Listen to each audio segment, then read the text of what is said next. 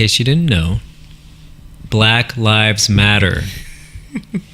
Yeah. That's all I got to say. So, welcome back. It is Bitch I Ain't Scared.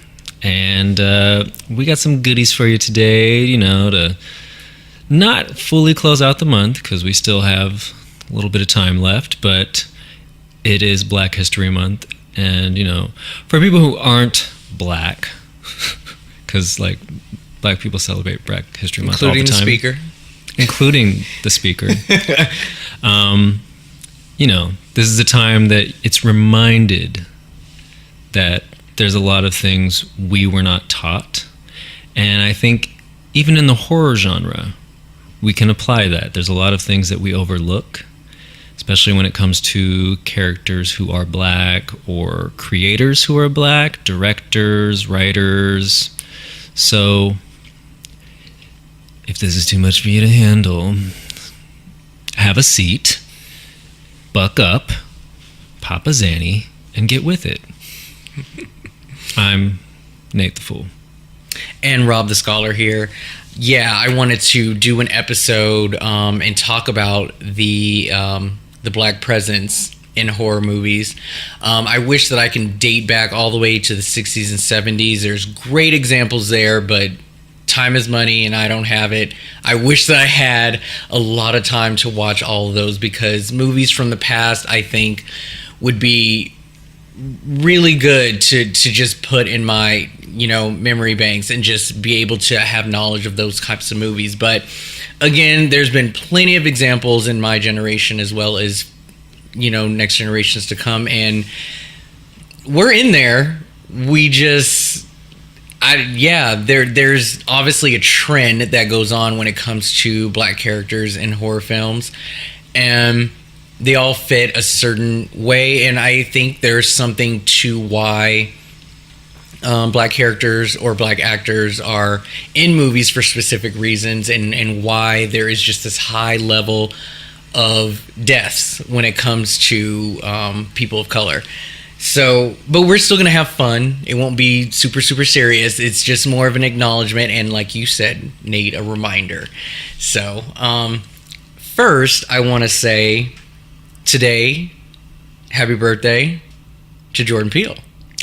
That's right. Yes. Yeah. So we picked the right episode to honor that on. But yes, happy birthday to you, Jordan Peele. But also, I wish you many, many luck to your Oscar nominations. You have 4, I believe.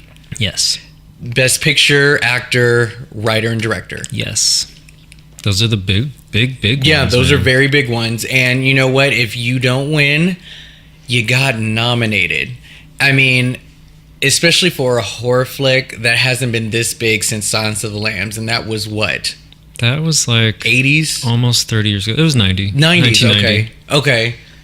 Yeah, I mean, I'm super proud of that. I'm so happy that we got a movie in this genre to represent in the Oscars, and somebody saw and looked past all the creepiness and all that stuff, and recognized they didn't look past the creepiness. Mm-hmm. They acknowledged the creepiness and enjoyed it. And thought that it enhanced the story. Yeah, because horror movies are just as capable of winning Oscars as any other genre. They just don't do it that often. Yeah, but definitely can happen. It's funny because MTV Awards will usually acknowledge horror a lot more, and then there's also, I don't remember, the Scream Awards. Is that what it's called? Yes, on Scream. So on Spike TV. Yeah. So they usually acknowledge, and that's a really big night for horror as well.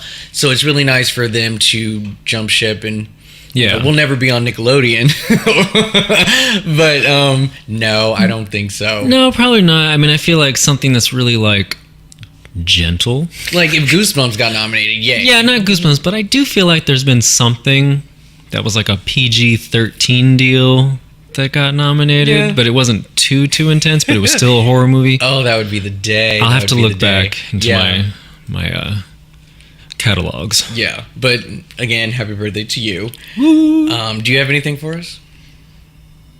No. Happy Black Panther week. Yes.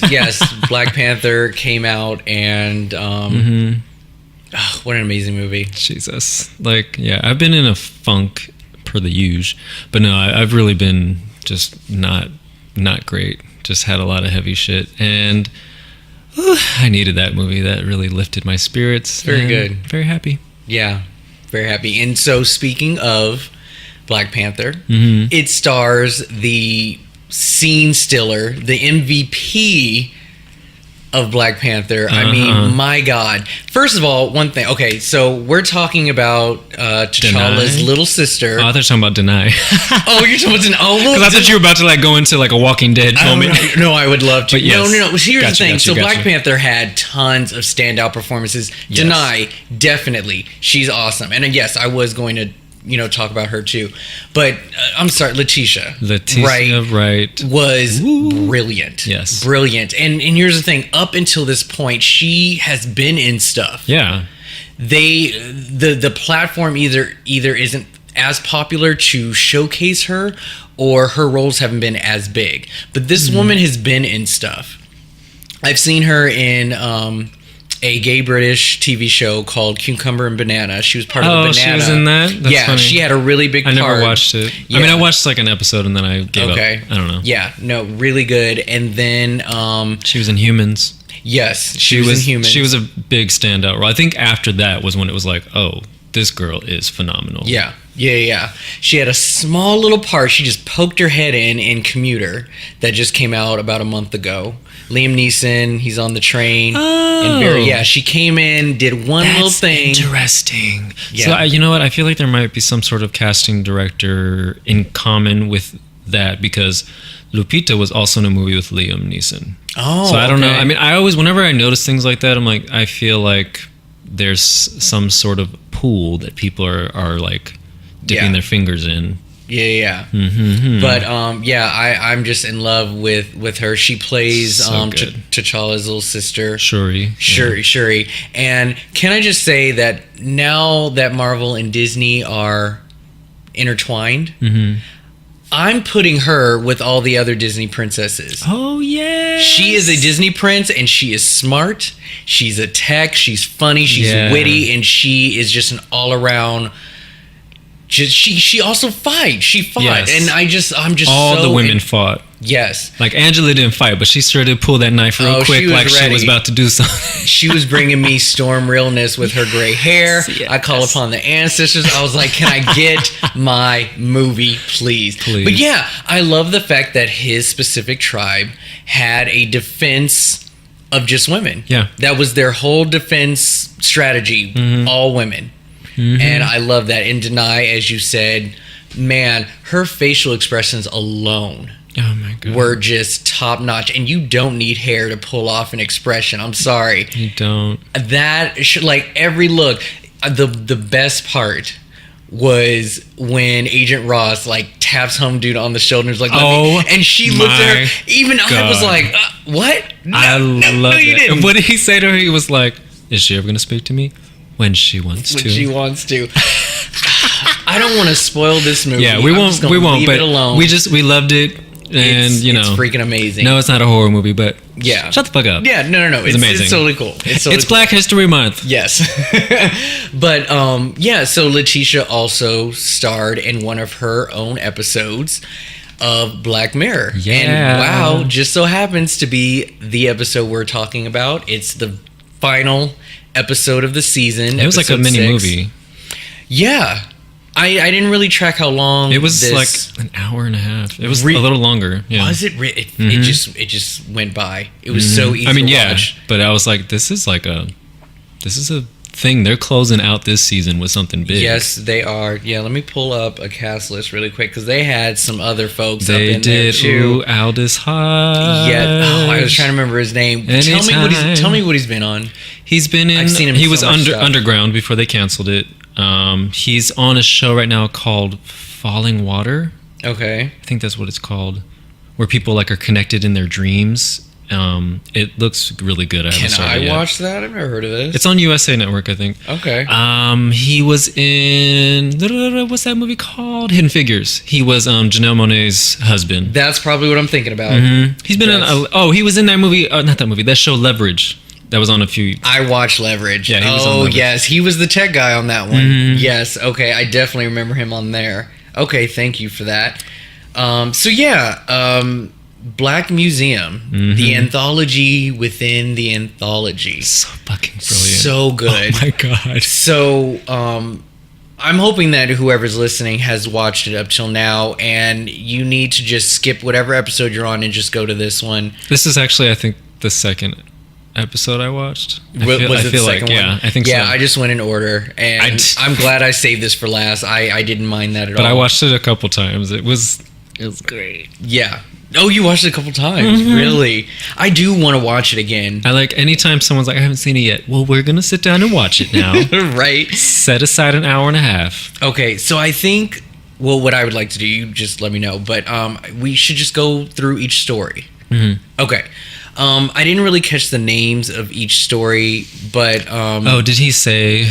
well, in the credits there was it was captioned as far as like writing goes, and I caught one name but I didn't catch the rest. The first I one didn't was catch Pain Addict is what they called it. Okay, yeah. I mean, it's not like they said it in the episode, so Yeah, That's fine. exactly. So Pain Addict, what'd you think of this one? It was interesting. It was super interesting. Like, it was very cringeworthy. Like, stuff like that. That's not for me. It wasn't bad, but it's like, once he started to access pain, like, it turned him on, and it was just gross. I was trying my hardest to correlate that feeling with coming back from the dead. I don't know how the two are related to one another, but it's like, I don't know how you cheat death and then for some reason have a fascination for pain. It's just a little weird. I mean, it was just a side effect from the implant. So this doctor gets an implant. It was like not a subtle implant. No, I was like, not. that's a It was big very old Frankenstein screw. No. Yeah. I was like, no thanks. But yeah, so he decides to get this it's like a test subject thing so that he can diagnose patients better. And after he gets it, he can like touch them and he can feel their pain. It doesn't hurt him, but he does experience all of those sensations, so he can sort of like diagnose really well. Like, I know what's going on with them. The more he does it, the more knowledgeable. And it's he worked gets. fine. I mean, it's perfect. People went to him and he caught stuff a lot early. And God, again, we're just not allowed to have nice things. What do we do with it? With any technology, we have to find the porn side of it. Some kind of sexual fixation with any technology we get. So and it made sense. I was like, it's going to turn into a sex thing. I just knew it. But it's like once somebody puts on the little skull cap, he can feel whatever they're experiencing. So it wasn't just limited to pain. It was pleasurable sensations as well. So, I love the fact that he was able to give her an orgasm. I'm not trying to hate, but the fact that it doesn't happen often for women, it's just funny how he was able to do it. And maybe, I guess it's because she was feeling what she was feeling. He was able to pick up like what to do. Yeah, so he was like, he knows like, oh, she likes that. I'm going to keep doing that. And then that's a really weird thing to experience a male and female. Oh, I'm sure it was amazing. He was acting like I wanted to see what that felt like. I was like, damn, go ahead. I feel like my brain would probably explode. Right? But yeah, I mean, as the episode progressed and I mean, under that story, like and I was just waiting for the shoe to drop, honestly. Like something was going to happen. And I thought that Didn't she say that? She was like, but I know exactly. Like, what are you talking about? Because that's a perfect technology. I mean, that's a dream, you know. It would definitely help. And then poison is what did it. That's right. You can't really diagnose that. You either feel something it's like, or you don't. It's pain, but it's like, I don't know what's happening. Yeah. So dies from that, comes back, and then all of a sudden turns into this sadist. And it's a glitch. Jesus. I mean, it's just disgusting. And I'm watching it and I'm just like, there's no fix to this. He said in the beginning, this is irreversible. You have this for life. Yeah. And he started to get rough with his woman, and even during the apology, he could not help himself. I have no idea what that type of addiction feels like, but he really felt like he had no choice. And it was just that serious for him to do. That's interesting thinking about that, because there are lots of people, I think there's a good portion of the population who enjoy pain. It's like pleasure and pain. It's a hand-in-hand thing. Not extreme pain, but even like, I think talking to a man who likes to bottom, you know, I think that is part of it. Like they like a little bit of roughness. They like, you know. Yeah. I mean, we can only speak from experience. We can only honestly, speak from, you know. This isn't the only example, but but it's like, but that's an example that I think of where it's like, I mean, with like S&M, that's not quite the same thing, but it's like, yes, you are giving consent to let someone do things to you. Yeah. So that's what turns you on. It's like you're taking control and you're hurting me, but I'm letting you do it. But didn't you see like how obsessed it was? I mean, to inflict pain on yourself. That was gross. And to get, and like, it was a literal drug. He needed it like every hour on the hour. Like, it was so, and then I was like, eventually you're just going to end up hurting someone. And oh my God, that was just painful. It was gross. Yeah. Remind me how that ended. I mean, he was trying to get pain from himself. He's cutting himself up and all sorts of gross shit. But then he's like, it's not the same because he needed the subject to be afraid, and he wasn't afraid. The fear thing. So he went out, found a homeless guy, taped him up, and like started drilling into him. And I don't remember why. I don't remember if the police came and they tased him or something, or he just him. like I don't know. He just went into a coma. That's what it was. He went into a coma. Yeah, and he was in like a state of euphoria. Yeah, he was in that high. He just, and then did he eventually die, or that was it? It didn't say. It just said that he was in a coma permanently. Yeah. Okay. So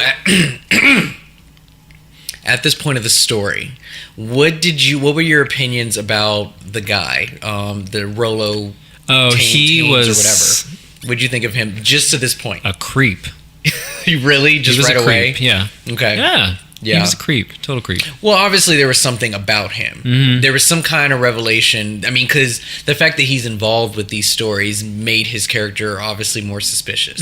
And I couldn't really figure it out, but something was going on, you know? So... I have a question, but I'm not going to ask it yet. Oh, okay. But there was a question about the water bottle. I'll ask you that after. Okay, sounds good. So, I would say gross factor, gore, great, creepy. Like, I couldn't do it. The technology I thought was brilliant. But it wasn't scary or anything. It was just mortifying. It was just kind of sad. It was cringeworthy. It was definitely like, but it definitely talks about addiction, and I hope to never have to go through that. I feel for people now who have addiction, and the things that you'll do for that fix is, okay.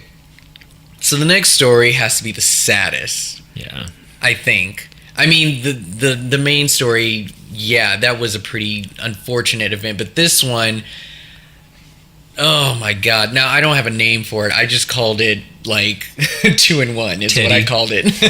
Teddy bear. Yeah. Oh, yeah. Oh, my God. Now, when I first saw the monkey in the window, I thought it was a reference to Metalhead. Because I did inform you that the teddy bears were yellow. But they mentioned that it was a monkey. And this is the one with your star. What's his name? Aldous. I thought I saw Adis. Sorry. Aldous Hodge. Okay. And it's this man and woman. They hook up, have a baby, they get married. Everything's great. And then she gets into an accident. She's put in a coma. That moment. I knew it. Because normally, when that shit happens where like a car's driving, I'm like, oh, here we come. It's going to be a T-bone on How to Get Away with Murder. Saw it coming. Yeah. But it still surprises me. But this time I didn't. I was like, really? I just didn't see her getting hit because I thought they were like in a park. I didn't realize it was like a street. It looked like a park, but they were at the edge of the park, I guess. And it was just the way that it was filmed. It looked like a bike trail or road. Yeah, so I didn't think a car was going to come. Exactly, but I mean, come on now. Nobody needs to back up that far. When I saw her and I saw a road, I was like, she's getting hit. She's getting hit. We're watching Black Mirror. She's getting hit. I mean, yeah. So she's put in a coma, and then... they hook her up with the thing where she can like communicate. But it's like, isn't like yes that or clever? no, yes or like the light will turn green if it's yes, red if it's no. What a clever device. You can talk to people who are in comas because the theory is they can always hear what you're saying. I love that. That was cool. Brilliant. I thought that was very brilliant. And then at this point, I'm still like, well, where does this monkey come in? I'm still kind of freaked out. I was like, is there a monkey going to come alive or something? It just screwed me out. But same guy, Rollo, approaches him with another piece of technology. Oh my God. So here's the thing. I've thought of this before.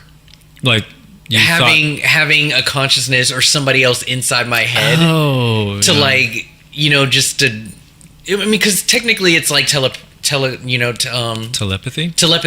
It's kind of like the same way, and you just have conversations. Like if you can communicate with someone back and forth. Exactly.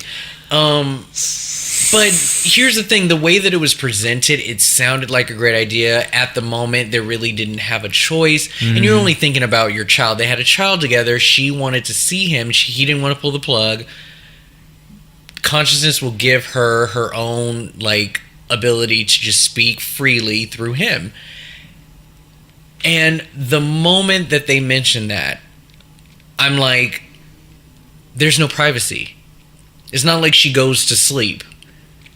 They will eventually get tired of each other. It's just the way of life. Human nature, you need to be alone. And the fact, it'd be different if she could speak to him but didn't see anything. Then I'd be like, okay, whatever.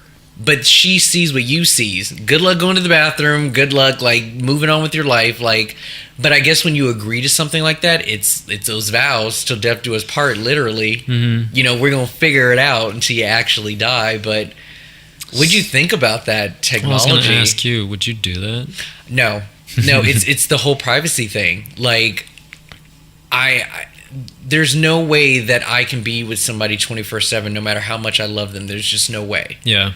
That they didn't think that through. Well, also, we'll get to that also, because I think it could work. Depending. Oh, okay. Oh, I would love to hear this. I mean, in the case of a significant other, it just depends. Because if you have a relationship in real life where you are two embodied individuals and you have a good relationship, then, you know, you should be able to work it out. Yeah. It's like, I know that I am in your head now, so I shouldn't be tripping. If you move on with someone else, you know what? Just turn me off right now. You have your date night, but, you know, check back in with me because I still want to see my kid. It's the fact that she had nothing else to do. Like, that was her life, was looking through him. It would be different if I didn't have to worry about her just being in black the whole time. You know, and I think it may have lasted for like a millisecond. And it only lasted for a millisecond, but... So yeah, when they switched to that where he's like, I can't stand this anymore, she's driving me crazy. I'm like, well, we can adjust this and you can like turn her off sometimes. And she's like, no. He's like, nope, I'm going to do it. And so he would turn her off, and then it would be like a couple days go by, but it would just be like a split of a second. So she wouldn't be in black, but it's like she would miss a lot of time. She would miss some stuff. With her kid. So this is what was going through my head. He was talking to himself in the kitchen, and he looked kind of psycho crazy, and that kid was monitoring him the whole time, and I thought that he was going to pick up on some kind of habit or weird thing to where he turned sinister. I don't know. I just had stuff going on because they, for some reason, focused on this kid watching his parent just technically lose his mind. He didn't know exactly how to interpret what was going on, but I'm like, a couple of years of this, it's gonna mess up this kid. It already, I mean, he never really spoke. He just kind of smiled anytime they showed him. He probably wasn't very healthy. His mom has been in a coma all his life since he was a baby. She's just lying there, not saying anything, and sometimes a button will light up. Yeah. And now it's like my dad is talking to himself. Apparently, my mom is in his head. And then when you also refer to the mother as the third person, like mom needs a hug and you're hugging your father, like how does the son know what that means, you know? And it just, I don't know, it was just a weird thing. But then, you know, comes the obvious nature of things, like it's time for me to start dating again. I'm finding women attractive, but I'm married. I don't want to be alone. To, you know, your wife, and that's the part that I would have a hard time understanding. Like, I think if your wife died and you can't think of yourself with anybody but her, then yeah, go ahead and do it if you really feel that you can't live without them like that. But I just thought of Her. Remember that movie? Oh, no, that was going to be one of my questions. Oh, okay. Well, that's what it reminded me of. But it's like, obviously in that movie they kind of worked until she was like, I gotta go. Yeah. But she was like, there's a whole world out there that I don't know. And but I was going to ask you, like, what scenario would be better for you? I don't know. Probably that one, because it's like she could go somewhere else if she wanted to. Okay. Whereas, in this scenario, she's stuck. Yeah. Well, sort of. Well, also, I would say if you were to pick one of the two, one of them you have no visual like features to really think about, and you also don't know this person, whereas this is like the person that you've known for a while and been married to. So, I mean, would you be okay with somebody that you had no physical contact with, as opposed to having the memories? I wouldn't want to have a relationship with an AI. No. Okay. But definitely out of the two, if I had a marriage with someone for years, I think I would be open to that. Okay. If it was a short, because I don't even think they were together very long. No. In physical reality. Yeah. Like 2 years tops, maybe a little bit more. Maybe. Yeah. I don't even know if it was that long. It seems like they hooked up. I can't remember. Got how pregnant old that shortly kid was. after. It was a baby. He was a baby. Oh yeah. So they had very little time together before she was actually gone. Yeah. So and of course, once life changed, the new girlfriend was like, "Bitch," she was mean. Oh my God! Now Look, I bitch. really wanted to like her. So here's my thing. It seemed that each technology so far was one of its kind. They haven't really, produced it for other people to use. But we never got that scene where he explained to her his situation, because they are dating, and I didn't know if they were hiding it. And then she comes up to him and she says, is she still being a bitch? And I'm like, oh my God, she knows, and she doesn't care. Like, wow. Like, obviously, the world has really opened their minds to different types of technology. I can't believe she was okay with this. Would you be okay with dating somebody where the wife was in your head, in their head the whole time? That's like never taking the ring off and your boyfriend's like wearing it. Yeah, like but I think time. that happens to a lot of people, where even if you've broken up, there's still a connection between exes. Like, if they're still friends, or if they are still in each other's lives because of the kid, whatever the case may be. Yeah. It happens. Yeah. But so was it comical or just kind of dramatic when she Oh, okay. So I mean, this is when they decided to put her consciousness in the monkey. In the monkey, yeah. This, stuffed animal, that so she can be close to her kid and not be in my head. I think that was a nice solution, but yeah, not really. So when she was totally alone then. When she pinned the monkey against the wall, I mean, was that laughable to you, or was it just like, damn, this woman? Monkey loves you. So yeah, that was the thing. Yes, monkey loves you. No, monkey needs a hug. Oh God, yeah. So no, it was just kind of sad. Yeah, it was just sad. But to be first of all, to be jealous of like a conscience in somebody's head, and then also like that's like the ultimate connection. But I mean, come on, like there's just no reason to just I'll rip you from limb. Like, really, you got to go that far? It was just, I don't know. I laughed a little bit because I was like, you're threatening a monkey against the wall. This is and for some reason she felt like she had to pin it against the wall. Like, I need to physically show you I'm pissed. I just thought that was hilarious. I mean, I think she had some sort of relationship with this person, even though they never met, never really spoke, but like. But how does it speak about her when she's so easily like, yeah, kill the bitch. Yeah, get rid of her. Delete her. Like, she was just so, like, I'm done with you because it's not my problem. I don't know her. And I'm like, wow, woman. I think that's how a lot of relationships go. When you get a divorce and it's like, I mean, I've witnessed that with my parents growing up. Just whenever my dad would come to pick us up, my mom didn't even want to come to the door. My Yeah. stepfather would come to the door because my mom was like, I can't deal with him. And of course, my stepfather and my father hated each other.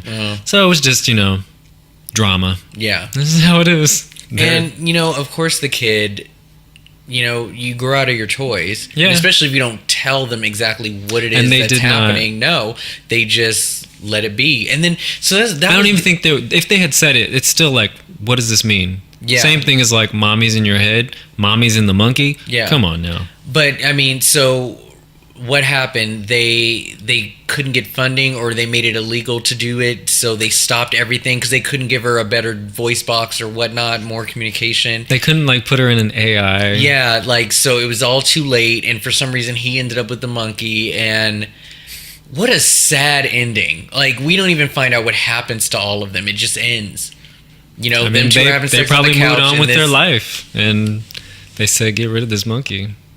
Just in a window, just hanging out trapped in there whole forever. time. So sad. Yep. So I have one thing to say about this. So I'm watching this, and right after the first story, I'm like, I've heard this scenario before. The Ricky Gervais show. So he hosts a podcast with two of his friends. This was a long time ago. Carl Pilkington is like the butt of the joke. He obviously has a way of describing things and explaining his, the way he thinks. And also, he'll read about something and then tell it to these guys, but he changes the story so much it sounds like gibberish. So they don't believe him. They're like, you're lying, you didn't read anything, and they just accuse him of believing everything that he reads. And one of the things was he had an idea that because they were talking about death and overpopulation and people dying, and everybody's always getting a way out, and it's so easy to keep people alive nowadays. And then he talked about how there would be a machine where you can hook a doctor up to a patient and figure out what their pain is, and it'll be a better diagnosis, because he was in pain and he didn't know how to describe it, and so it was hard for the doctor to help him. And I was like, he just thought of this. And then watching the couple thing, season 2 of the podcast, he talked about how some movie executives approached him for movie ideas. It was exactly this couple story. Guy gets hit by a bus, put into a coma. The doctor offers to put his brain into his wife. And then when he does it, they're trying to control the body at the same time. He has control over whatever. But then later on, you find out that the guy is thinking about this woman that's not the name of his wife. And so you find out he was having an affair. And then all of a sudden, this is his story. In his story, the woman... So the woman was the body and the husband was in her head. The husband looks her up, tells her everything, and then apparently it turns into a lesbian story because the woman vessel was getting with the woman. So it was so weird. But I was like, he thought of both of these stories, and he's also British too. So I'm actually kind of curious how connected that shit is, because it was almost the exact same plot. And of course, Ricky and Steven was just like, this is stupid. This is the worst idea ever for a movie. And what do you know? Worked out for Black Mirror. So you did notice that in both stories, they talked about The news, yes, of this guy killing this newscaster. And then come to find out, the grand presentation was a holographic consciousness of a prisoner who sold, technically, his soul to this guy, and through that was going to make money to provide for his family. But this story also talked about the justice system, on how wrongfully they accuse people and they sentence them to death when they're actually innocent. Yeah. And it just so happened to be another black man. So, I mean, this was hitting home very well. And I really, really love this story. Yeah. And the technology alone, wow. That was, and he was just kind of dangling there, and I had no idea. And then when they finally described how he got to that state, who would pay to do that? I mean, yes, I know who would, but everyone was in there as a tourist just pulling the lever.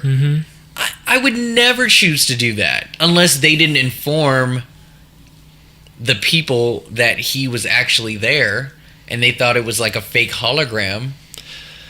I don't know. I think that, I mean, they paid a lot of money because they know it's a real person. I don't understand why people, I mean, basically this was hostile. They just wanted to inflict pain on somebody without any of the consequences. And yeah, that was messed up. And just hearing his screams every single time was so disturbing to me. I had a hard time watching that one. It was hard. And I mean, probably the hardest thing is like looking at the people that were just like so nonchalant about flipping the switch. And they just shocked him too much. He's like a ghost. But that twist, I mean, it's like once we got to that point, I did feel like, I didn't. That's what she's doing here. I didn't like fully feel it, but I was like, oh, okay. Well, she was super anxious to get in. I was like, woman, don't you see it opens at 11? Chill out. But I get it now. You know, she just wanted to kind of get in there and do her thing. And so throughout the episode, he's you know, oh, it's hot in here, something's wrong. You don't share an illness unless it's part of the story. So I felt that I thought he was an AI himself. I thought he was a robot, just like short-circuiting. Maybe it was too hot and something was going on with him. I knew something was up. Then he starts coughing, and I'm like, that's when it kicked in for me. I was like, she poisoned him with the water, and that's her fucking kid. So when she gave him the water, she's like, oh, you want some of my water? And he's like, no, it's no trouble. Like, and then he drank the whole thing really fast, and she was like, it was like she reacted like, oh, damn, he drank all my water. But I remember watching it the second time, like, why did she react like that? So my thought was, oh, she was like, shit, it's going to kick in really fast now. Oh, and she wouldn't get She's like, I'm not like, you know, like, I'm not quite ready. My car is charging, and it's like, this is like speeding up my timeline. Yeah. That's what I thought. But okay. What did you think when she made that face? I didn't catch the facial expression. I think I was caught up on the fact that he drank all the water. I had him as Plant Life, honestly, who was trying to stay dehydrated before he like. My mind goes. That's everywhere. Interesting. Yeah, I mean, because I didn't think she was trying to poison him at that point. Neither did I. I always thought that he was sinister somehow, and I was like, he needed something to keep himself from exposing himself. So that was all in my head. I didn't even think about her. Thought he was like the devil or something. Yeah, something was going on. But yeah, she started choking, and then I was like, wow, you gave him the water. And again, we just saw Black Panther, and the same thing. It's like you got all the security around, but you ain't checked what you put in your body. And like, I turned to Rigo because I was watching it with him, and I go, I may be super paranoid, or I'm just thinking way too hard on this, but I do have a hard time going to people's homes and drinking their stuff. I don't care if it's bottled up or whatever, especially if I go to if I'm like on a date or if I, you know, whatever, and they'd be like, you want some wine and blah, blah, blah. And I'm like, you are being super, super hostess, but I don't fucking know you. And that shit came out of your refrigerator. Can we uncork it together? Yes. It's just something that I've always gotten used to. I always bring my own drink. It's a good idea. I do. I bring my own drink. And, you know, I try not to be rude, but I'm like, nope, I brought my own thing. I have a specific taste. That's really and smart. This is what I like. Yeah. Yeah. And not to put my paranoia as the truth, but I mean, that shit was bottled, but it had no label. And I'm just like, no, why? I can't do it. Can't do it. It just freaks me out. But, wow, what a twist. What a twist. And I don't know. To me, it's like, yeah, all black people know each other. But still, this was a very significant story, and it's okay. No, I didn't think it like that. That's good, and I hope others don't. But I mean, that would be an easy way to figure out the twist: is the fact like, oh, the prisoner just happens to be black. Maybe they're related, and la la la. And I'm just it's like, yeah, they were, because she intentionally went there to get revenge, because her life was also ruined because they wrongfully accused her father. He was murdered. And then he had to relive this over and over again. And her mother committed suicide because it was just too traumatic for her. Yeah, that was really hard to watch them have that conversation. And here's the other thing about it, too. As we were watching the news on the TV, I didn't think not once that he might be innocent. At all. And it's like, it was a very like small thing. It was very quick. Like, it was just on TV. And that was another thing, like, I watched the second time, I was like, oh, look at that connection. That's so beautiful. It is very nice. Like, but then, like, when he was revealed in the prison, I was like, oh my God, that's the guy that killed him. And I'm like, wow. But again, it still didn't click in my head that he was innocent. And you didn't think he was innocent when he was talking? No. Oh, no, I thought he was innocent at that point. With his flashbacks, obviously, I was like, whoa, he's innocent? And they don't even really establish that he's innocent because we don't catch the killer. We just have to assume that based on his empathy with his family that he is innocent, and then the lack of evidence with what really pissed me off? He approaches the guy with this technology, why don't you do this? And then I don't know if it was him or the daughter who was like, why didn't you just use this technology for DNA testing or figuring out what the fuck? Prove me wrong. He's like, no, I didn't come here for that. Yeah, he was talking to the prisoner. He's like, no, I didn't come here for that. I'm like, yeah, maybe this can be used for that, but no, that's not why I'm here. I don't want to help you in that sense. I'm trying to make some money. Yeah. And I was like, wow, that sucks. The technology we have in this world, and yet we're using it for personal gain as opposed to...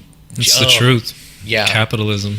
So I'll just say that her justice was amazing. Mm-hmm. And she took the monkey with her. That was nice.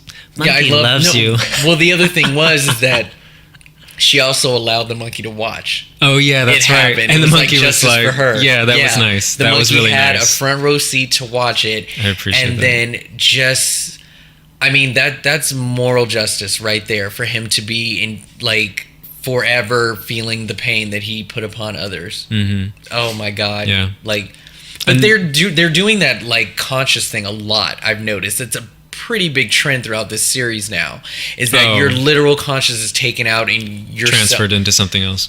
Yeah. But that was the example at the end when she said, "How is that, Mom?" And her mom was inside of her. Oh my God! And I thought, that well, threw me that too. obviously works. That was really that sad. is a one thing that you definitely can do for your, if you don't want to say goodbye to your mom just yet and whatnot.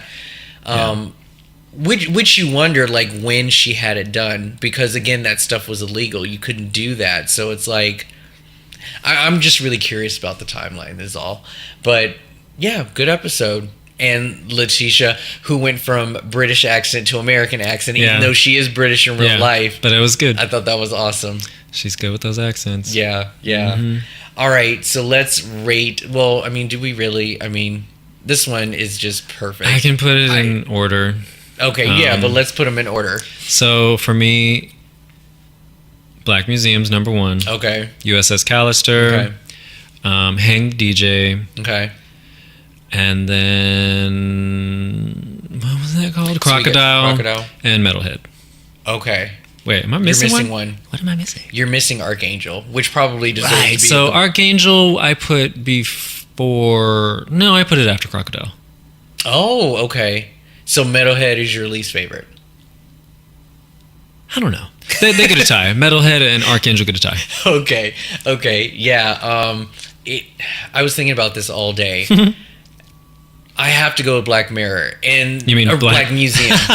And one of the biggest reasons was all of the Easter eggs in the museum. Mm-hmm. I saw so many different episodes. I hadn't seen some of them, but I tried to catch each one. It was a little distracting, so I just let it go. I was like, I'm not going to try and identify anymore. You have to watch it again. But I did notice a lot of past, and that's the thing. That museum was only for criminal acts, and so not every episode is referenced, just the ones that had to deal with like a lot of like heavy criminal stuff. So it's like you have to go through the other saw 3. Homegirl from White Bear right when you walk in, the lights turn on. That was her face. I didn't.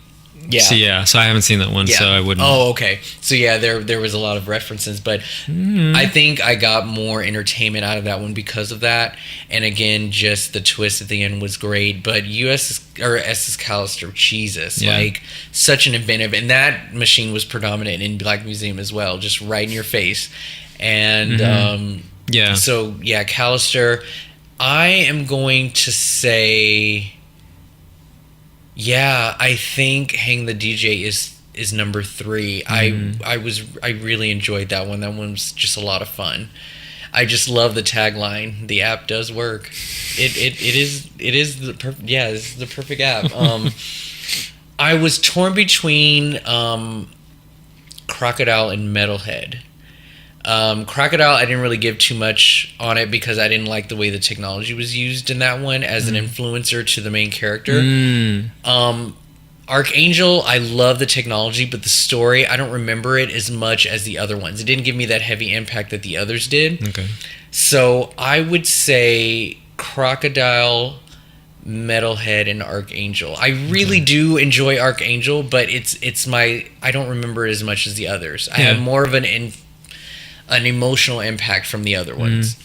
All together, it was a fantastic season. Yes. I admittedly am not an expert on the series. I have not watched every single episode, but this was a really great season. Yes. And perfectly bookmarked. Yes. First episode, USS Callister. Last episode, Black Museum. So good. Yes. So good. I agree. Yes. I agree. Everything else was like up and down, and it was a good ride. Yeah. So no. Thanks, Totally Black agree. Mirror. Can't wait for next year. Yes. Can't wait for the rest. And hopefully you guys comment on Twitter, Instagram, and let us know of the order that you like these episodes. I'm sure you guys watched it just like we did. And yeah, tell us what you thought of the season. All right. So let's talk some black folk. So black actors in horror genre. I mean, we obviously can't go through the entire timeline history. What do you think about today's horror film with black actors and actresses? Do you think it's gotten better, worse? Is the stereotype and trend, has it been improved, better? What do you think of It's gotten better. Now? Okay. And this is my opinion, but it has gotten better. We just finished talking about Black Museum. Letitia Wright killed it. Yes. And we are just coming off the year of Get Out.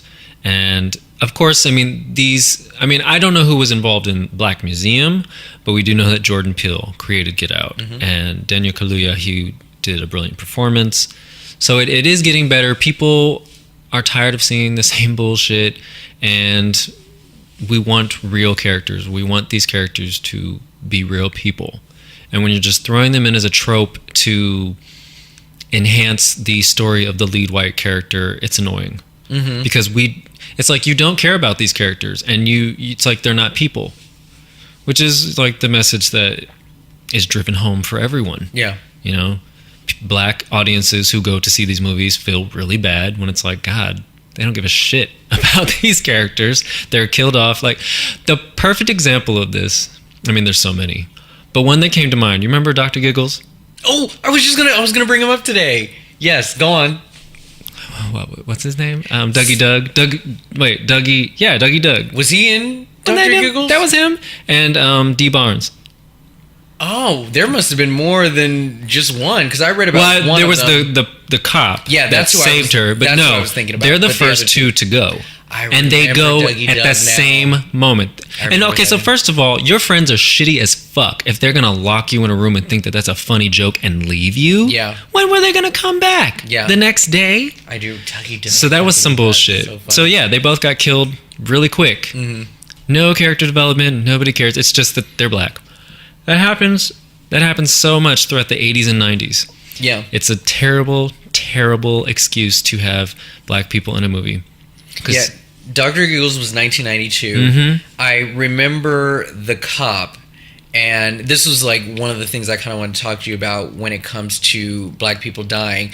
They either die without any kind of character development, or they die in some sacrificial way. Yeah. They feel that, oh, it's okay to kill black people because they're saving the main characters who are usually white. Yeah. And for the most part, don't really deserve it. In particular to Dr. Giggles, he is a cop. Do your job. Yes, you go and do your job every day. You put your life on the line. I get it. But you've got a boyfriend who cheated on her. And he fucking lived. And he lived. And not to say you deserve to die when you cheat, but who is the better person? But even that opens up something where it's like you see that he lives, and the girl that he cheated with, she doesn't live. So it's like, we killed the slut?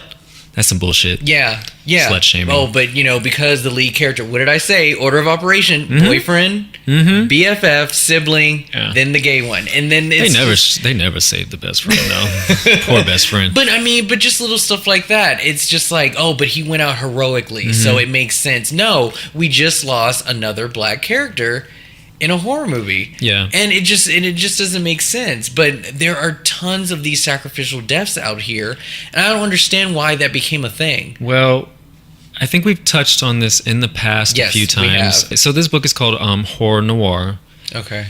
Blacks in American Horror Films from the 1890s to Present. Fun. And it talks a lot about the dark sacrifice. That is what it's called. That's okay. It's said. They even talk about Hunger Games. How Rue, who was a child, and she's sort of like the magic. They call it the magical Negro. That is what this character trope is. Okay. They are there to help the lead white character enhance their story, but then they have to die so that the lead white character can continue with their journey. Okay.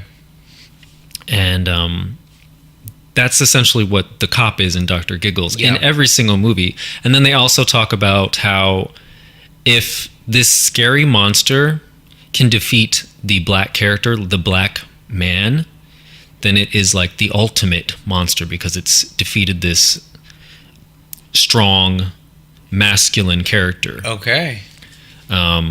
Like in Jurassic Park at the beginning, the raptor kills the black character. Yeah, the security guard. He has nothing. He has nothing, but it's like he's killed right away. So you see that happening a lot, and you've always said it's like there's a sacrifice. For no reason, they decide to give themselves up. Yeah. In Freddy vs. Jason, Kelly Rowland. I'll just distract him. So my best friend and his boyfriend can get away. And her lame ass boyfriend can get away. Yeah. No reason. No, there's a lot. It's funny. I was researching this, and I don't want to rehash the ones that we've already talked about, but for the most part, if you remember, we talked about a lot of sacrificial deaths. We have. And I told you, don't be a hero because you will die. Jason Goes to Hell.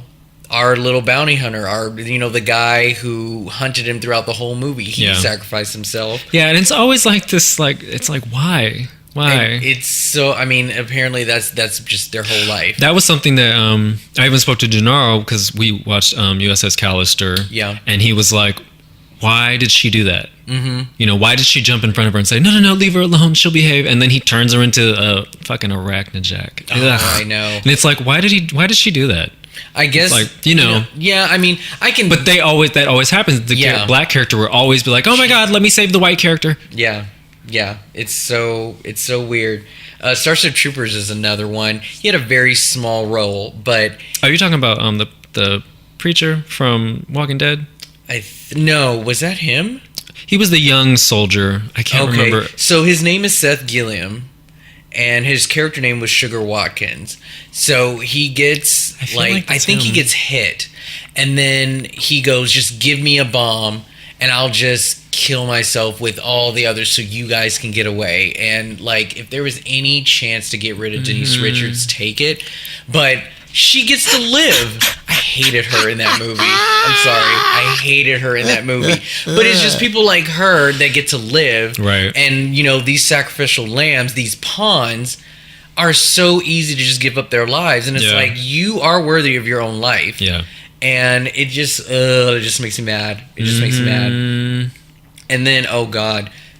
I don't know if you remember this, but okay, so you know who Charles S. Dutton is, right? Oh, he is like the king. He is the king. I don't know how many total. Throwing himself under the bus. But the only 3 that I can remember was Mimic. He did it in Mimic. Hardcore. Mimic, Legion. He did it in Legion. He did it. He had acid poured all over him just to save Homegirl. Oh, that. And then I didn't watch the movie, but apparently he did it in Alien 3. Alien to the he did. Yeah, he was the last. It was down to him and Sigourney Weaver, and he stays in the pit. Oh, There you and go. like gets killed by the little alien dog. There you go. Well, see, there you go. Yep. And like, praise you, thank you, but I mean, who's sacrificing for us? When do we get to live? And Right.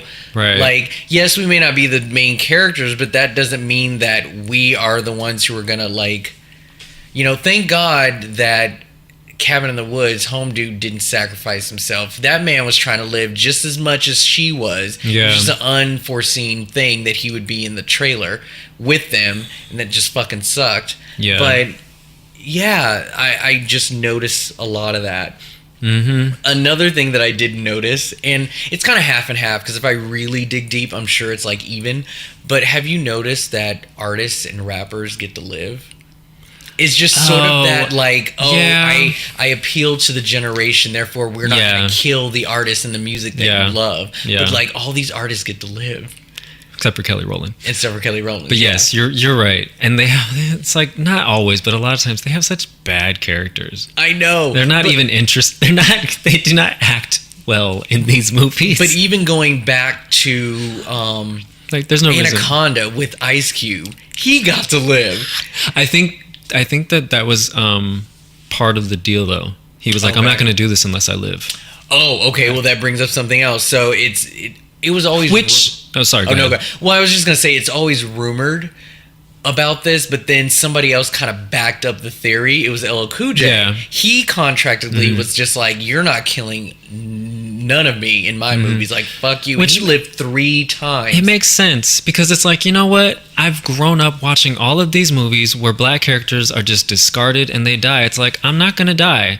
And yes, you see them in these situations where it's like, there's no reason that this character should have lived logically. Oh my God. But especially H2O. Like, he was serious comic relief. God. He was not a good security guard at all. Not like, he was good. horrible at his job. There was no reason like, I for him couldn't to believe live. Michael didn't kill him as soon as he came through the gate. Exactly. It's like, if you are popular amongst the generation. It's funny because I really felt like, oh my God, Dark Castle, this is the horror production company that is going to always let the black character live. Oh, they were all Dark Castle, weren't they? Because Taye Diggs lived. Yes. That was the first one. And then 13 Ghosts came next. Okay. She lived. I felt like there was another one before Ghost Ship where I was like, oh, the black character lived. But then in Ghost Ship, I was like, oh, no, never mind. Okay. He died. But then, of course, Halle Berry was an Oscar winner and the lead character of Gothica. So it's like, of course she lived. Sense. But then again, Charles S. Dutton. I know. I mean, this time he kind of deserved it. So, do you feel that there is a specific characteristic that black actors have now when they're in horror movies? Like, and think about maybe smaller roles. Like, have you noticed, are we still living up to this trend of just being like thug number 3? No. So, or are we getting very predominant or very developed characters now? Now they are developed. Now they are, I think, more self-aware. Because it probably does play off of an audience perspective where it's like, I wouldn't do that shit if I were in a horror movie. And Get Out was very self-aware. It was like, you had characters who were like, don't do that shit. Don't do that. And it's, of course, he's like, this is weird. I don't feel comfortable, but I'm still here because why wouldn't I be? I trust my girlfriend. Yeah. And I mean, that's another thing too. When you see these characters, it's like 1 or 2 black characters hanging out with a gaggle of white people. I think that speaks to the larger society that we live in. Yeah. When you assimilate, you are essentially giving up something about yourself. Yeah. And in this case, they give up their lives to kick it with all these white people. It's not healthy. I mean, if you're not aware of yourself, if you're not aware of the actual situation. So, I mean, hey, you can apply that to all these horror movie villains. It's like, it's just white supremacy raining down on your head and killing you. Yeah. It sounds like I'm being funny, but I'm also being serious. So, you got to be careful. Be careful who you hang out with. They might not have your best interest at heart. They just want you to be their black best friend. That's all. I always think about Texas Chainsaw Beginnings, or was it not Beginnings, but the 3D one, where that trash. Yeah, but do you remember the black character from that? I forget who it is. Wasn't that another musician as well? Yeah, what's his name? But he kind of played a very stereotypical black man in that one too. So bad. Yeah. God, what's his name? I can't even think of it. It starts with a T. Oh. Trey Songz. Trey Songz, yeah. I think that's the last time I saw a very sort of generic sort of Most character. generic. Yeah, black character in a horror movie. And then again, aside from all the low budget horror films that are out there, yeah, I think that's the last time I saw it. And that was like early 2013. 13? Yeah. So I mean, I think we've come a long way. They still do it, obviously. It's surprising that, I don't know, or is it surprising that he would take that role and it's like, this character is trash. Yeah. Sure, people are like this and, they cheat on their girlfriends, but it's like, that movie was terrible all through and through. Like, why'd you do it? Because it was a 3D movie? Mm-hmm.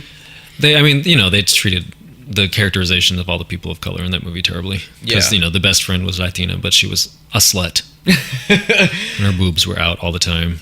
So I saw this headline on this website called Black Horror Movies. Mm-hmm. Oh, yeah. Okay, so you know that. Okay, I love it. The way they write the ratings. Yeah. No, they're pretty funny. I might have to explore that website a lot more. But they had a headline about why haven't we seen a black family in a haunted house or ghost story. As far as the family that's being haunted is concerned, we have not. It's either like every time there's some kind of haunting, it's in some urban area or an apartment building or some kind of mixed environment to have an excuse, I guess, to have black people present. I mean, it's just for some reason out of the question for a black family to own a house, especially big enough to be haunted. Oh. And to carry out a ghost story in this house, it's like the only time they're haunted is when it's taking place. So like some of the examples that they were giving in this article was like Annabelle with Alfred Woodard. Yes, love that you're in a horror movie, woman, but you're in this apartment building where it's a little bit run down and you have reasons to be there. Again. Yeah. Dark sacrifice. Yeah, exactly. She gave her life. And then there was like Candyman, and there were some other ones where it was just like it makes sense to have all these mixed races in them, like Purge 2, even though that's not a haunting movie, but just there's never really a time where you see the all-American family be black and be haunted by some story. Unless you're talking about Haunted Mansion. Right, yeah. I mean, that's pretty much the only way that we can do it. But yeah, you think of movies like Poltergeist, stuff like that. They could have easily changed but I mean... There's also a joke that they would just not stick around for that shit. So that is but see, you gotta wonder, it's like, do we not care for a black family if they were being haunted by ghosts? Do we feel that the innocence of a white family is just too strong? Or like, I don't know what it is to where black people can't be haunted by the same things, So I will give an example. I remember years ago when I was working security and one of my coworkers was giving me a ride home. He was not white. He was not black. And we were talking about movies. I can't remember what I said, but I was like, oh yeah, I really like this movie. It was really good. And he said, oh, I didn't watch it. Yeah, I can't watch movies with all black cast. I can't relate to it. I was like, okay, but you can go out and watch 90% of the movies that are all white casts and relate to that, because that's all the options that are given majority of the time. And they certainly don't have very many options of movies where it's all Latino cast, Latinx cast. Try to be specific. Marked ones, but yeah, that's here there. But it's like there's just not a lot, especially in the horror genre. Yeah. It's just not a lot. So to say like, oh, I can't relate to a black family, why the fuck not? So did he happen to elaborate at all? He did not. Because it's like, this is something that we've been conditioned to do. Sure, we can relate to the white family because that's what's normal. Yeah. But it's like a black family? Well, only black people can relate to that. And just a little bit out of horror for a second, it's funny, every time that there is a black film out and I critique it and write a review, I have to point out, this isn't for black audiences only. Yeah. You can also be entertained by this movie. And we don't have our own jokes. We don't have secret codes. I mean, I think that there is a language that some people are not going to get. Yes. If, there are certain sort of. But that's okay. Like, yeah, there's a cultural thing that I think sometimes but that doesn't mean that you can't be entertained. The jokes are written probably from a white person at the same time, so it's like, I mean, but just not necessarily.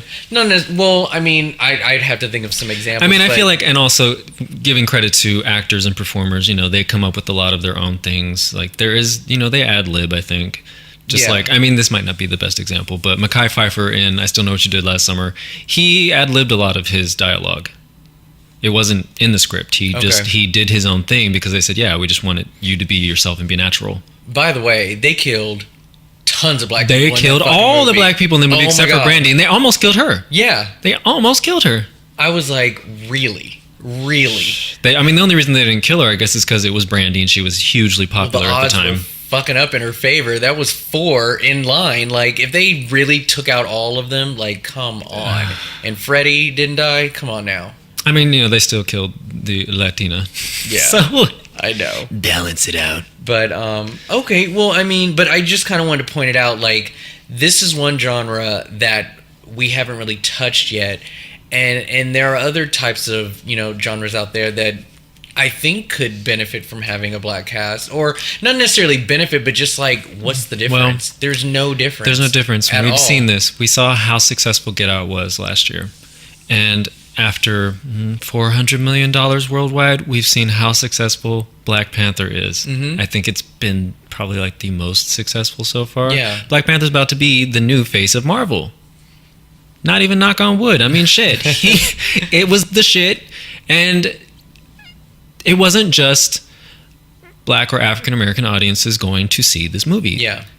Everyone went to see it because it's an amazing story and it's amazing characters. And yes, it is black empowerment, and black and brown boys and girls are going to see these movies, and they're happy and they're excited, and they should be, just as people should be able to go to horror films and be scared and be invested in these characters and not think, well, fucking Rod Digga's gonna die anyway. I mean, not Rod Digga. No, but it's like all these characters, you won't care about them.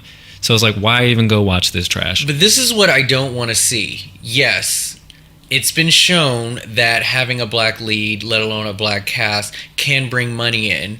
So I think I'm saying you as Hollywood, can take the risk on a story that is presented to you that just happens to be about black people. What I don't want to see, though, is like, oh my God, all we need is black people in a movie and it'll bring seats in. Therefore, they're not going to give a shit about the story or the characters or the production.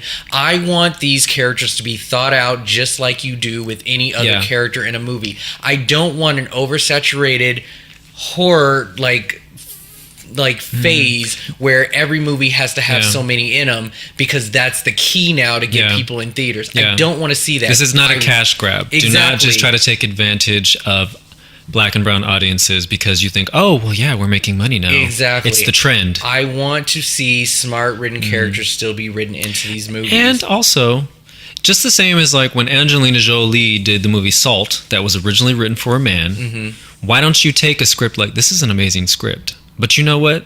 Sterling K. Brown is an amazing actor. We'll cast him in this horror film. Yeah. He'll be the patriarch in the movie.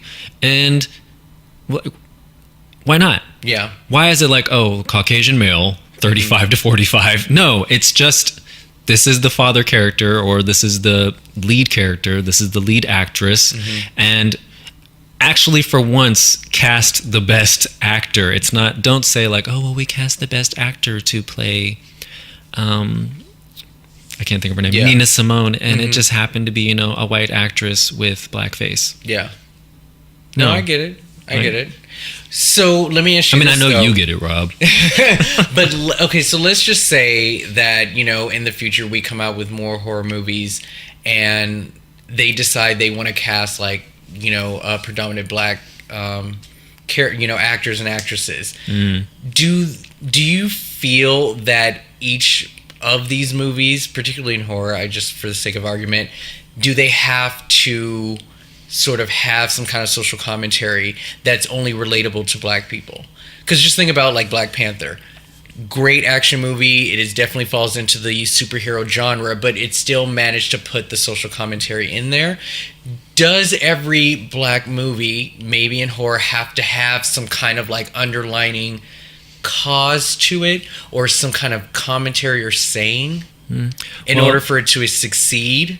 I think that it is reality-based horror. Okay, it doesn't have to be in there all the time, but it. Does the black community have a responsibility to always come out with that type of horror? Because, like, let's say they remade Amityville Horror again, but cast it with a black family. Are we going to see the same movie, or do we have the responsibility to turn it into a social commentary, or I think with the way that the society is currently constructed, it's hard to not do that, because the way that people look at black families, it's a totally different scenario almost. So there is going to be a social message embedded, and that's what it's not even on purpose. Yeah, and I think it's beautiful, and I love the fact that we're able to do that, but it just still feels limited to me. Yeah, and I think that, like, I don't care if the movie sucks. I want there to be an opportunity for a predominant black class to be in any type of movie without a social commentary, as well as with. And I hope that we do get opportunities to just be in a generic horror movie, just for kicks, just for fun, just because it should they are the happen. Right person. If I wanted to be a serious actor, I may choose to make horror my baby, my genre to be in. I maybe want to be the next Tony Todd. Do I have to only take the roles that drives a commentary, or can I be in Hatchet 4? Like, that's the thing. Yeah.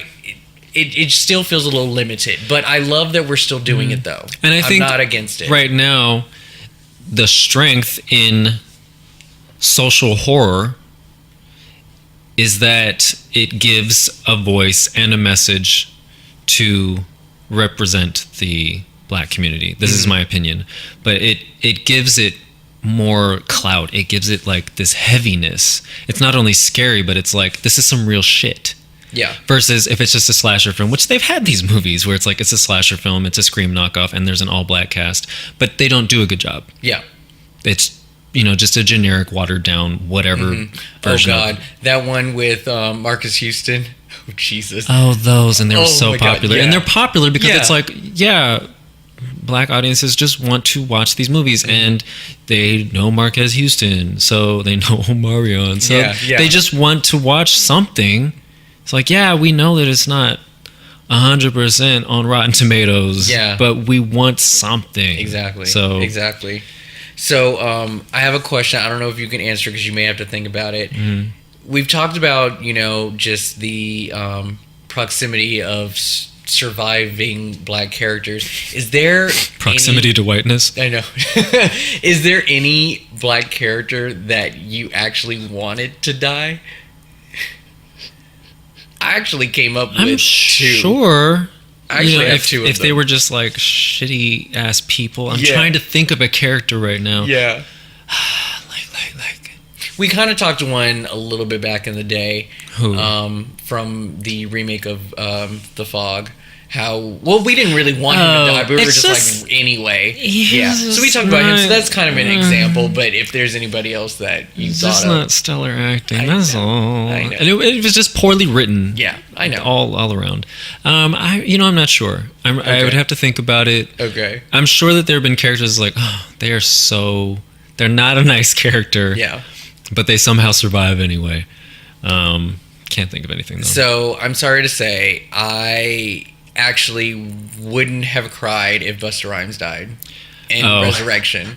I just didn't like his character. I mean, he was having fun and doing his thing, but I just didn't. Like, if he had died, I wouldn't have cared. I would really just, when I go to heaven, two things. I just want to know what the original cut of Halloween Resurrection was.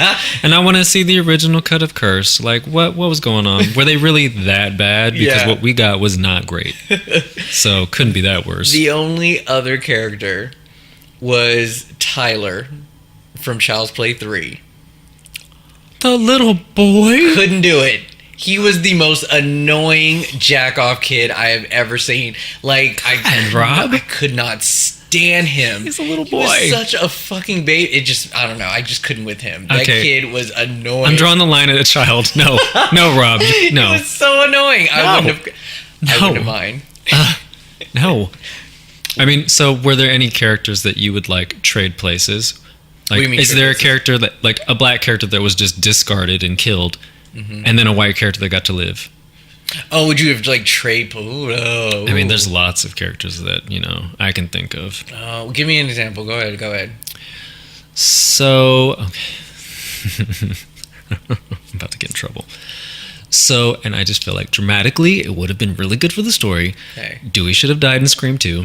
Oh, okay. Yeah, you mentioned this. And then let Hallie live. Poor Hallie. Hallie tried. She really tried to survive. She did. It was not her fault. They were like, look, you only get one, and we choose the cameraman who's lighter. So. Oh my God, Rob. I know. I'm hitting it today. Yeah, I'm hitting it today. Did you get that on film? Yeah, I got this on film. No, okay, fair enough. Oh my God. Okay. I don't know.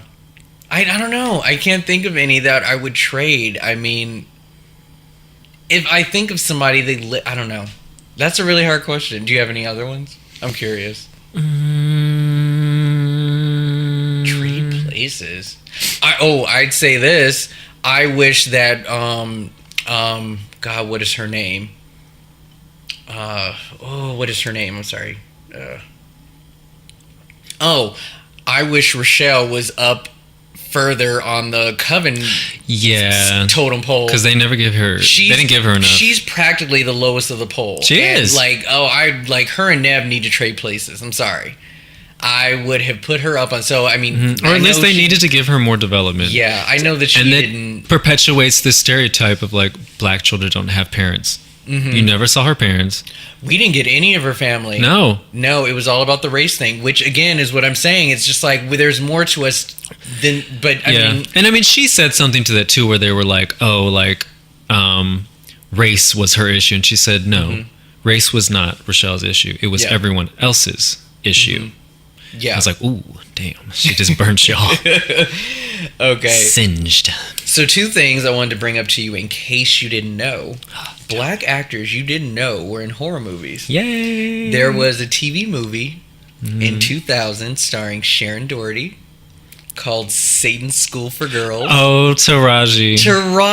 I saw it. Remember that? I've seen it. I remember. You know what? And God, so I recorded VHS everything, and I probably recorded this movie. Never would have thought. Never would have thought once that she was in this movie. It was so random because it was like. Now, did she have a big part? Do you remember? Yeah. Like Shannon Doherty just left Charmed, and she does this TV movie about a coven of witches at a girls' school or like at a girls' college. Yeah. And Taraji was part of the coven. What? Yeah, they were all evil. She was evil. They were like satanic witches. I need to look this up. And another thing, now, this is weird, and I'll have to look this up because I don't know how old this article was when I read it, but apparently Brandy, our Brandy, was in Arachnophobia. Yes. I think, her little brother was too. They both were.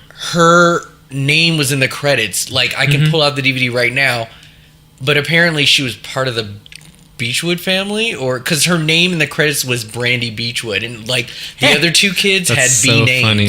Yeah. So I don't know how she was connected, and apparently she had 3 lines, and no idea, had no clue that she was in that. So I just wanted to bring that up to you and see if you knew that. I thought that was interesting. Yes.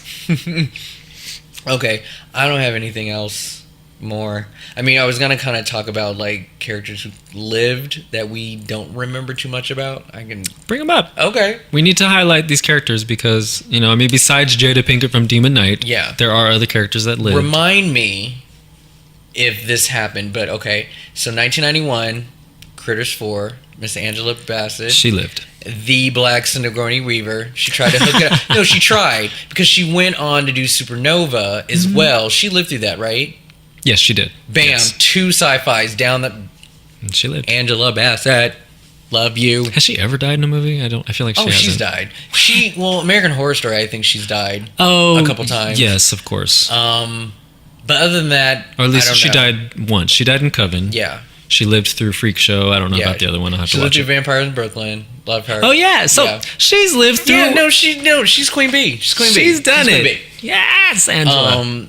Sanya Lathan, Alien vs Predator. Right, she was. 2004. That was a big deal. That was a very big deal. She was the leader of her crew, and she lived through that whole thing. And I think she was the first. I think, like I might be wrong, but I believe she was the first lead African American female in a sci-fi film. Like she was the final girl in a sci-fi horror film. But isn't Angela Bassett like before her though?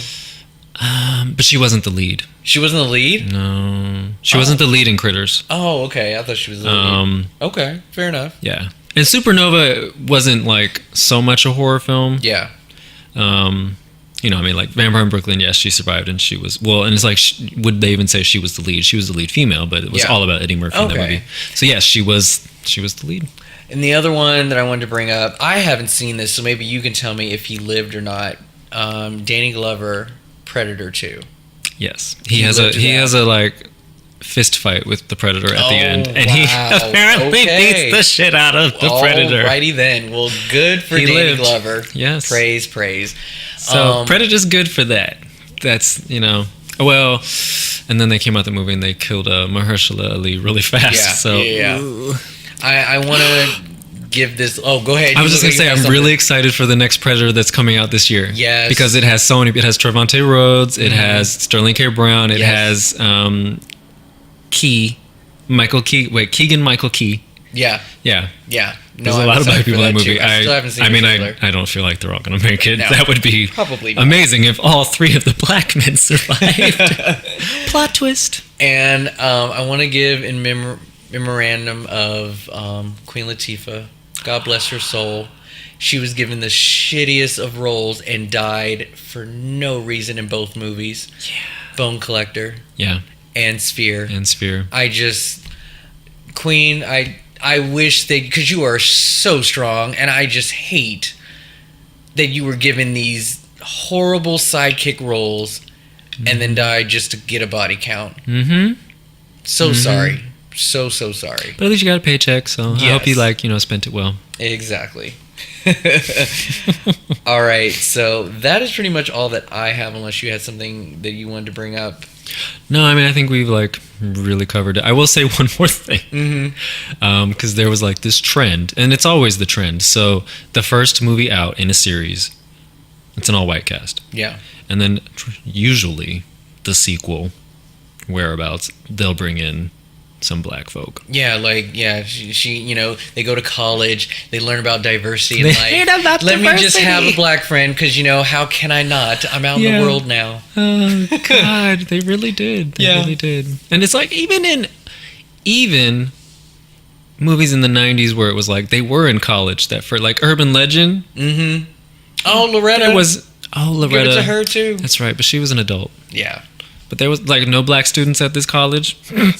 Yeah. And we hired Loretta because why? I don't know. And even her character living. I know. It was amazing. Wasn't Pam Grier in a movie? Oh, well, I'm thinking of Bones maybe. Pam Grier was in But she was in Blacula. Oh, okay, there you go. She was also in, it's funny, she played a witch in this Disney movie in the 80s. I need this. It was based on now. a book. It was called Something Wicked This Way Comes. Oh, okay. I don't even know if she spoke, but she was just creepy. All right. Go ahead, girl. And then she was in a really terrible movie called Ghost of Mars or From Mars. There is a Ghost of Mars. She was in that. She doesn't last very long. Who was in that? There was a black guy that was in that. Ice Cube. Okay, I wanted to say Ice Cube, but I was I don't know if that was him. He lives. Okay. Yay. Ice Cube. But Pam Grier does not. Right, yeah. Well, we still have Scream 3 season 3, I'm sorry, Scream season 3 coming out with a predominant black cast, so I am hoping that they shed more stereotypes from this and give us a wide range of roles and not just the whore or the weed smoking guy or the one who sells drugs. I want to see some good characters. Yes. I'm sorry, I should say variety. And Those other characters are not bad. Because it's yes, that might relate to someone. We just want variety. You need you need characters to be developed and be real, because some of them are going to die. So it's just the nature of this series. I will be front row. Cannot wait. I'm very excited. When is that coming out again? It's I'd have to look it up this again. summer? Yeah. Okay. It's somewhat in the spring or summer. Okay. But yeah, I'm very excited about that. So and then I do have a bitch really. Let's hear it. We got a bitch really of the week. We are going with 2007 Resident Evil Extinction. Is that the... Which one is... Oh, is this the one with Ashanti? With Ashanti and her dumb fucking ass. No reason. We've got infected crows attacking this school bus full of children and other survivors. It is their job to get the children from point A to point B, said truck that is more guarded. Ashanti is one of the last people in there. She's getting bit just a little bit, but she's holding her own. She's getting every kid out. She's a really good character. I think she's a nurse or something. Yeah. Her name's Betty. Nurse Betty. That's so funny. She kind of has a thing with Mike Epps, just a little bit, but he escapes, gets to the truck. She is left by herself with one other man who is holding the front windows of the bus as best he can before these crows crash in. I don't know what thought process went through her head, but she decided to turn around, give Mike Epps one look, and shut the door. I don't know if it was because I don't want him to die alone. I don't know if it's because he can't hold the door, so I need to be here to shut the other end so the crows don't get all the way through. But bitch, you could have lived. I mean, she could have got out and closed it from the other side, right? Also, can you throw me the gun? You don't need it. You shot maybe 3 bullets at like 20,000 crows that came at you. That was a waste of a gun. Throw me the gun. Bitch, really. Mm-hmm. Ashanti, I really don't understand. And it was the story. They just didn't have room for her in that truck, and they didn't have nothing else for her to do to progress the story. So why did you write for her to literally just look one way, look another, and be like, it's time for me to go? Who gives up their life like that? Yeah.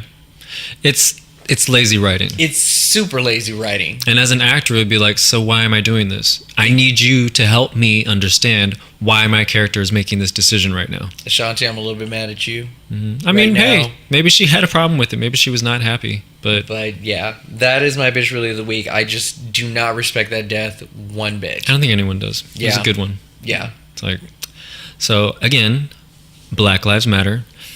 A lot of times the horror genre does not reflect that. But we will admit it's changing, it's improving, and I am liking some of the stuff that people are doing now. Jordan Peele, he's amazing, but he is not the only one. Mm-hmm. If you feel like you got a story, write it down and tell it. Especially in horror. I want to see more of it, and I bet you have a good story just sitting on your coffee table. Bring it out. Because if Jordan can do it, you can do it. And I cannot wait what the future holds. Yes. Can't. It's looking bright. All right. Good episode. Fun episode. We're going to close out February next week, and then we're back to nominations in March. So I'm excited for these next 2 episodes. Make sure to hit us up on iTunes, comment on the show and this episode, give us that 5-star rating. We'd love to hear your thoughts on tonight's episode. And thanks you for listening once again. Thanks, everybody. We'll catch you next time on Bitch, I Ain't Scared.